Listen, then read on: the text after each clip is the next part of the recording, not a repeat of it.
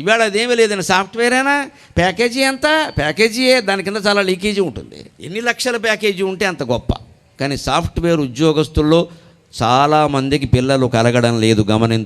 గమనింతురుగాక. నా పిల్లలుగానే భావించి చెబుతున్న వారికి కూడా విపరీతమైన ఒత్తిడికి లోనవుతున్నారు. కూర్చున్న చోటు నుంచి లేవడానికి వీల్లేదమ్మా. అందులో ఇవాళ వర్క్ ఫ్రమ్ హోమ్ వచ్చిన తర్వాత మరీ దారుణంగా ఉంది పరిస్థితి. రోజంతా అలా కూర్చోవడమే. పైగా ఇవాళ పత్రికల్లో మీరు చూసుంటారు, అలా రోజంతా కూర్చోవడం వల్ల ఒళ్ళు లావెక్కిపోయింది, మళ్ళీ దానికి సైకిల్ దొక్కుతట. అది తద్దినమైతే ఇది అధిక మాసం తద్దినవి. ఒళ్ళు లావెక్కేలా చేసుకోవడం ఎందుకు, మళ్ళీ వ్యాయామాలు ఎందుకు, ఇక్కడ పని లేక అడుసు దొక్కనేలా కాలు గడగనేలా అని.